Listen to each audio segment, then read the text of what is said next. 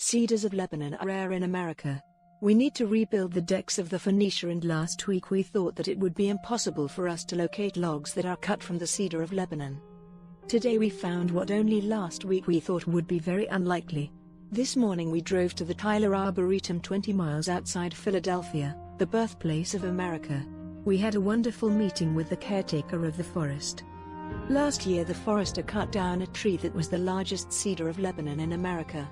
The Tyler Arboretum has 650 acres of forest with hundreds of tree species.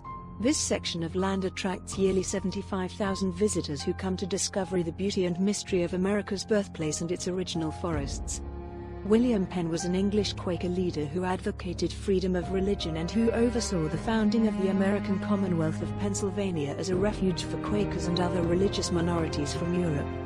The Tyler Arboretum traces its land ownership back to a deed that was signed by William Penn. They have a copy of the original 1681 deed. It is certainly one of the oldest land deeds in America.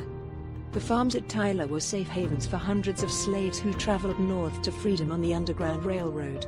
The freedom-loving, Bible-reading people of Tyler in 1853 planted Cedar of Lebanon seedlings. One of those trees grew and became very large.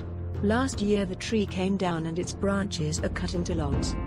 The directors of the Tyler Arboretum heard our story to reconstruct the Phoenicia in Iowa. The directors were immediately taken in by the fact that the Phoenicians used the Cedars of Lebanon to build their ships 2,600 years ago. Today the caretaker agreed to let us take the Cedars of Lebanon for the building of the decks and other features of the Phoenicia. There are 3 large truckloads of cut logs ready for our use. We recognize the hand of God in making these biblical trees available for our use in the reconstruction of the ship. We will now move forward with a firm resolution to finish the job that we have started, the rebuilding of the world's oldest ship replica that crossed the Atlantic.